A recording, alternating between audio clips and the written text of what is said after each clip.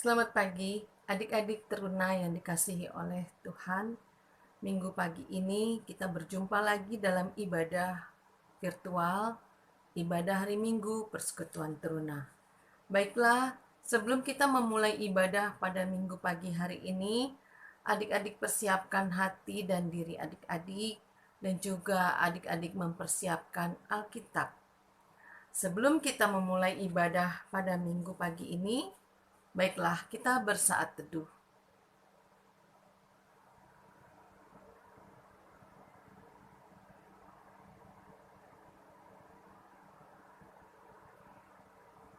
Setelah kita bersaat teduh, marilah kita angkat pujian dari Kidung Jemaat 14, bait yang pertama, kedua, dan yang ketiga. Muliakan Tuhan Allah.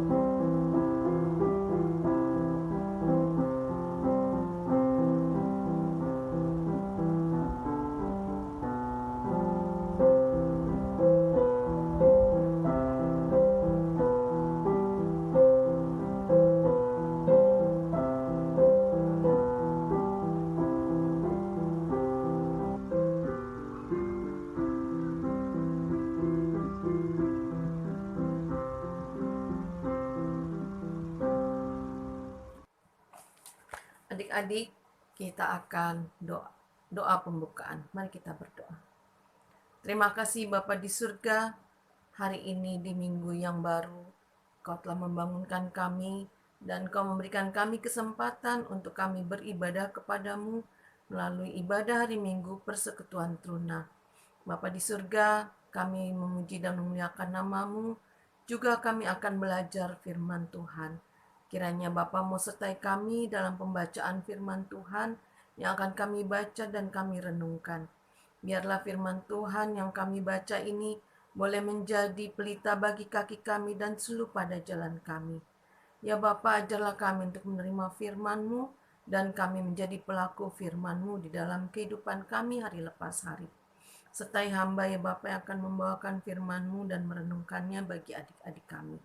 Roh Kudus, tolong kami. Terima kasih ya Bapa, berfirmanlah, karena kami sudah siap untuk mendengarkan. Di dalam nama Tuhan Yesus Kristus kami berdoa. Amin. Baik adik-adik, kita akan membuka kitab Perjanjian Lama yaitu kitab Hagai. Hagai pasal 1 ayat 1 sampai 7. Kakak akan bacakan untuk adik-adik. Ajakan untuk membangun kembali bait suci. Pada tahun yang kedua, zaman Raja Darius, dalam bulan yang keenam, pada hari pertama bulan itu, datanglah firman Tuhan dengan perantaraan Nabi Hagai kepada Zerubabel bin Sealtiel, Bupati Yehuda, dan kepada Yosua bin Yosadak, imam besar, bunyinya. Beginilah firman Tuhan semesta alam. Bangsa ini berkata, sekarang belum tiba waktunya untuk membangun kembali rumah Tuhan.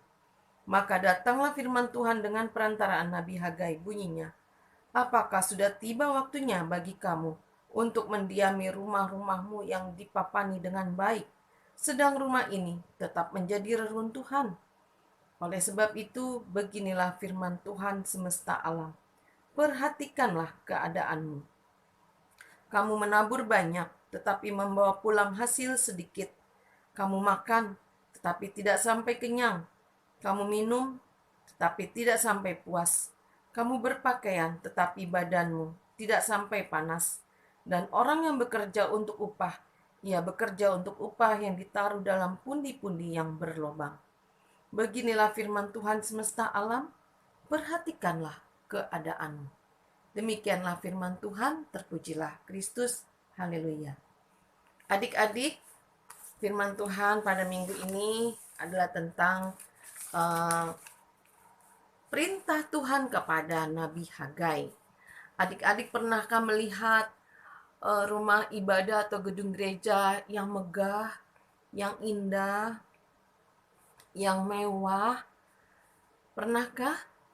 Dan juga pernahkah adik-adik melihat rumah ibadah yang kotor, rusak, dan tidak terawat? Ya, bagaimana perasaan adik-adik melihat kedua gedung tersebut? Tentu sedih ya adik-adik ya. Kenapa rumah Tuhan tidak dirawat? Kenapa rumah Tuhan tidak bisa tidak layak jadi rumah ibadah? Nah, demikian juga dengan Tuhan.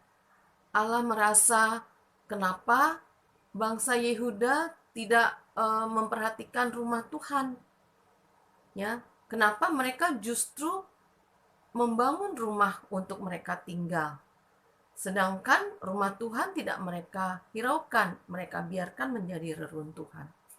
Nah, adik-adik, itu adalah tugas Nabi Hagai untuk menegur bangsa Yehuda yang baru pulang dari pembuangan dari Babel. Adik-adik, tugas itu disampaikan oleh Nabi Hagai ke bangsa Yehuda. Dan dalam tegurannya, Nabi Hagai mengingatkan adanya konsekuensi apabila melalaikan pembangunan rumah Tuhan. Kita dapat baca dalam ayat 6, di situ tertulis, kamu menabur banyak, tetapi membawa pulang hasil sedikit. Itu menggambarkan tentang kegagalan dalam panen. Kalau gagal dalam panen, artinya apa yang mau dimakan, ya kan? Lalu tertulis lagi, kamu makan, tetapi tidak sampai kenyang. Kamu minum, tetapi tidak sampai puas. Kamu berpakaian, tetapi badanmu tidak sampai panas. Itu menggambarkan tentang kebutuhan pangan dan sandang yang tidak pernah cukup. Itu konsekuensi dari apabila melalaikan pembangunan rumah Tuhan. Dan situ tertulis juga orang yang bekerja untuk upah, yang mendapatkan upah. Upah itu ditaruh dalam pundi-pundi yang berlobang. Tahukah adik-adik pundi-pundi? Seperti pundi-pundi persembahan di gereja kita, yang warna merah dan warna hitam, itu adalah pundi-pundi. Apabila pundi-pundi itu berlubang di bawahnya, tentunya yang terjadi apa? Uangnya bisa jatuh ya, bisa keluar dari pundi-pundi itu. Nah, yang tertulis ini upah yang ditaruh dalam pundi-pundi yang berlubang.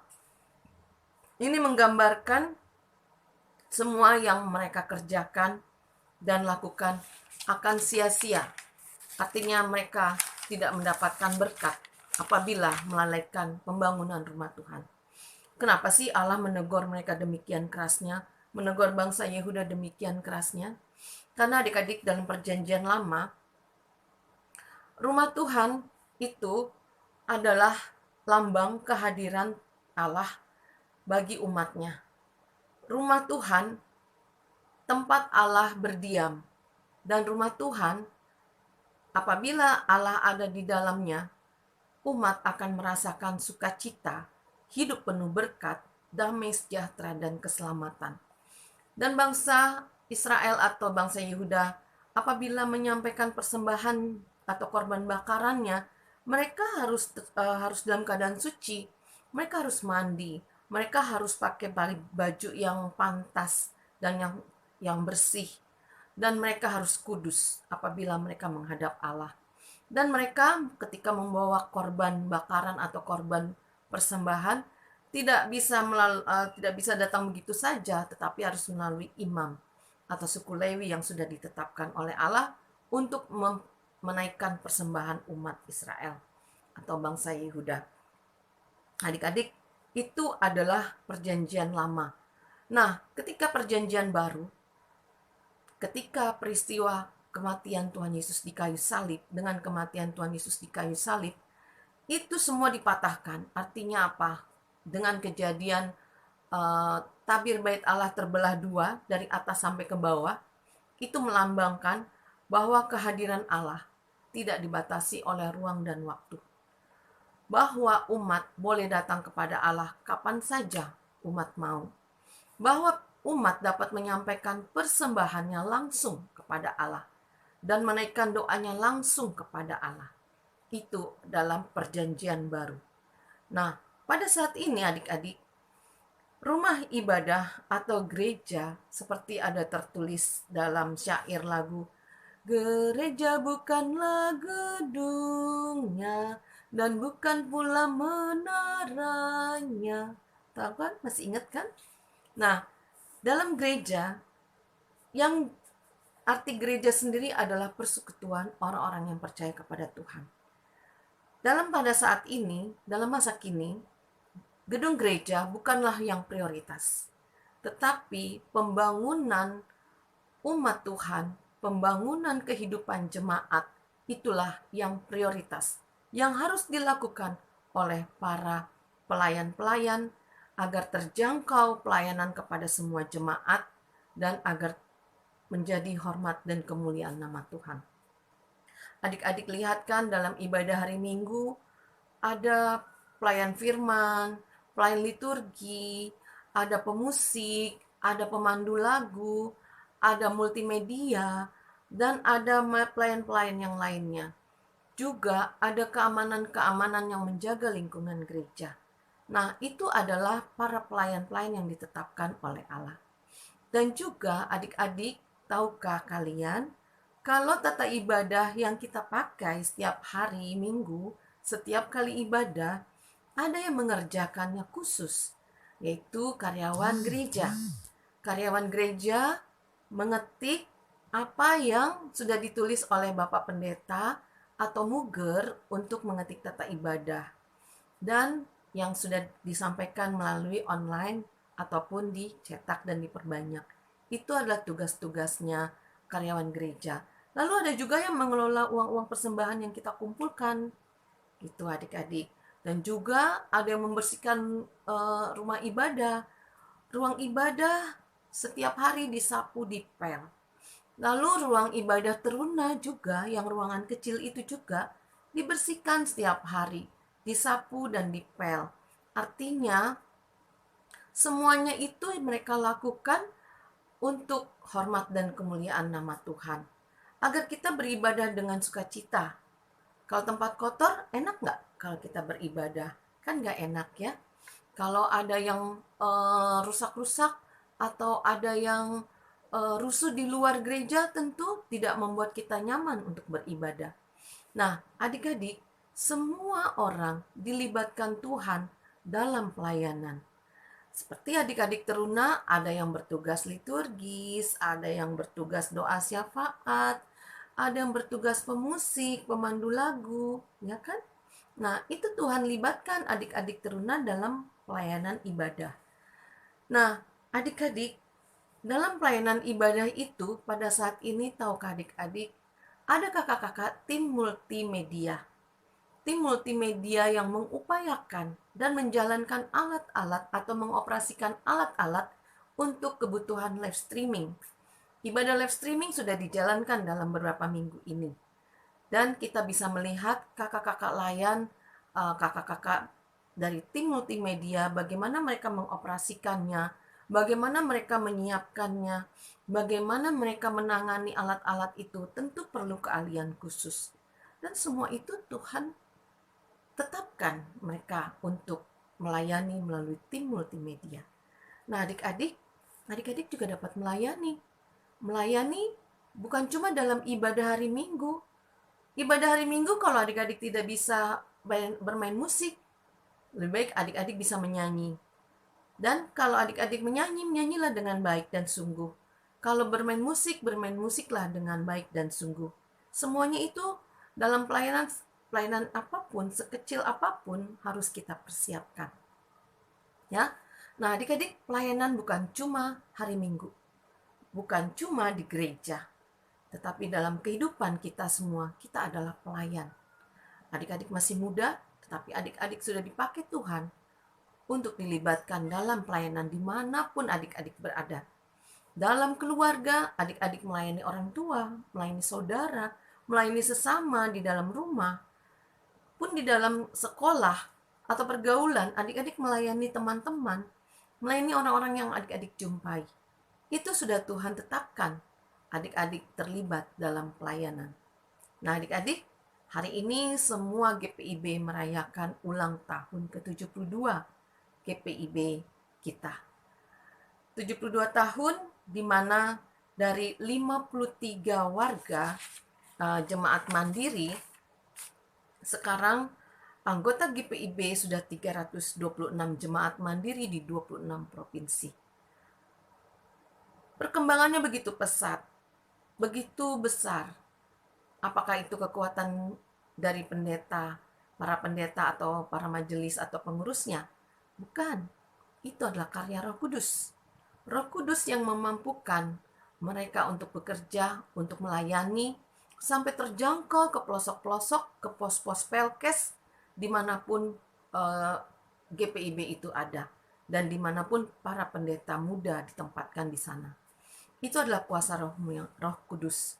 Nah, adik-adik, untuk pelayanan yang adik-adik lakukan, kita bisa minta pertolongan Roh Kudus untuk memampukan adik-adik melayani dimanapun adik-adik berada. Juga di dalam masa-masa sulit ini, adik-adik jangan berkecil hati.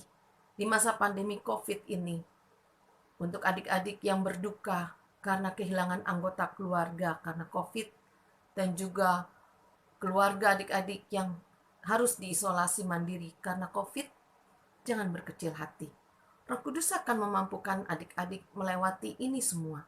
Roh Kudus akan memimpin kita semua untuk melewati perjalanan hidup ini, dan kita berada dalam penyertaan Tuhan. Yakinlah adik-adik, Tuhan akan menyertai adik-adik dari sekarang sampai selama-lamanya. Amin. Tuhan memberkati. Baik adik-adik, kita akan masuk dalam persembahan. Kita akan siapkan uang persembahan adik-adik. Sambil membawa uang persembahan, kita akan menyanyi dari Kidung Muda-Mudi 105, bait 1 dan bait 4. Tuhan, ajarkanlah kehendak-Mu.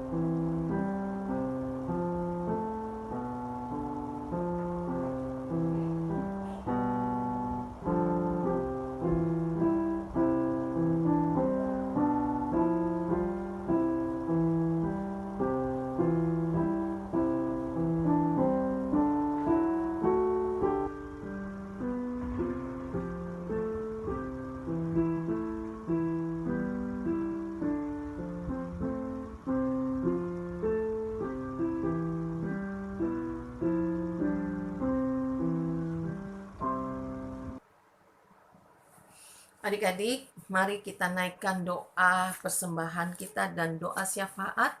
Nanti akan diakhiri dengan doa Bapa kami. Mari kita berdoa. Terima kasih Bapa di surga. Hari ini kami sudah membawa persembahan kepadamu. Persembahan yang tidak seberapa dibandingkan dengan berkat yang kami terima setiap hari. Karena Tuhan sayang kepada kami dan kami boleh memberikan persembahan ini. Biarlah persembahan yang kecil ini boleh menjadi pelayanan berkat bagi sesama kami, dimanapun sesama kami berada, dan dimanapun gerejamu berada. Bapa di surga, Berkati mama dan papa yang sudah memberikan uang persembahan bagi kami. Berkati mereka dalam kerja, karya, dan layan yang mereka lakukan. Kami juga mau berdoa Bapa. Bapa terimalah persembahan kami yang sedikit ini. Pagi ini Bapa kami mau berdoa untuk gereja-gerejamu di seluruh muka bumi ini.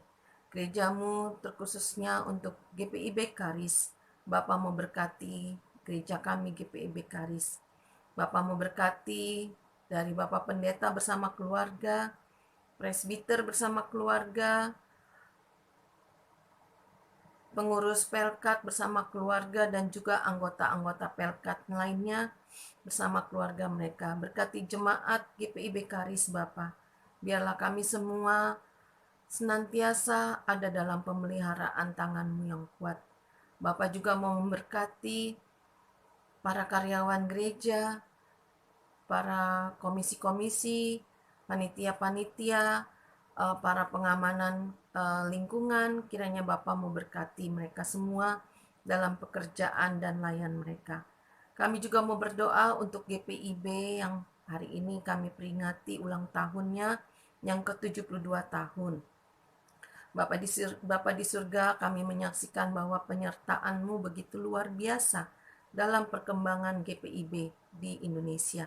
Dan biarlah perkembangan GPIB ini hanya jadi karena Roh Kudus yang bekerja, yang akan terus bekerja dari dulu hingga yang akan datang. Dan Roh Kudus juga yang memampukan kami selaku anggota GPIB untuk menjadi saksi dimanapun kami berada. Saksi-Mu dimanapun kami berada dan di dalam kami berkegiatan. Bapa di surga, kami juga berdoa untuk bangsa dan negara kami. Berkati Bapak Presiden Jokowi, pemerintahan tertinggi hingga pemerintahan terendah. Bapa memberkati para pemerintahan kami. Berkati mereka, ajarlah mereka, dan berilah mereka hikmat agar mereka hidup takut akan Engkau. Bapa di surga, berkati bangsa kami, bangsa NKRI, bangsa Indonesia Bapa. Dalam melewati pandemi COVID-19 ini, biarlah kami semua boleh melewatinya, karena Tuhan ada bersama-sama dengan kami. Ya Bapa di surga, berkati orang tua kami, berkati keluarga kami, berkati kakak, adik, dan sanak saudara kami, berkati teman-teman kami dimanapun mereka berada, berkati pendidikan adik-adik teruna kami Bapa, Bapa yang tetapkan mereka dalam mereka berpendidikan, mereka bersekolah mendapatkan ilmu, dan Kau juga yang menetapkan mereka tinggal di dalam lingkungan keluarga dan lingkungan masyarakat setempat. Kiranya Engkau memberkati adik-adik kami ini Bapa satu persatu. Bapa mau menjamah mereka, Bapa mau memelihara hidup mereka, adik-adik teruna ini. Dan kami serahkan adik-adik teruna kami ke dalam tangan-Mu saja. Ya Bapa di surga, berkati Bapa mau juga menyembuhkan teman-teman kami yang sakit, mereka yang berduka, Bapa mau hiburkan. Ya Bapa, inilah kami naikkan doa ini yang kami alaskan hanya di dalam nama anak-Mu, Tuhan kami Yesus Kristus, Tuhan dan Juru Selamat kami yang sudah mengajar kami berdoa sempurna. Bapa kami yang di sorga, dikuduskanlah nama-Mu, datanglah kerajaan-Mu, jadilah kehendak-Mu di bumi seperti di sorga. Berikanlah kami pada hari ini makanan kami yang secukupnya, dan ampunilah kami akan segala kesalahan kami, seperti kami juga mengampuni orang yang bersalah pada kami. Dan janganlah membawa kami ke dalam pencobaan, tapi lepaskanlah kami daripada yang jahat. Karena Engkaulah yang empunya kerajaan dan kuasa dan kemuliaan sampai selama-lamanya.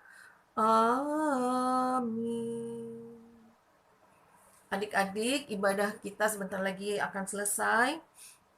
Ingatlah, jalanilah kehidupan ini bersama Tuhan Yesus, karena Tuhan selalu ada untuk kalian. Apapun yang akan kalian hadapi, masalah, pergumulan, tantangan, ingatlah bahwa Tuhan ada bersama-sama kalian. Dan kita akan tutup ibadah kita ini dengan kita akan terima berkat. Arahkanlah hati dan pikiranmu kepada Tuhan, serta terimalah berkat-Nya. Damai sejahtera Allah yang melampaui segala akal akan memelihara hati dan pikiranmu dalam Kristus Yesus. Amin. Amin. Amin. Kita bersaat teduh.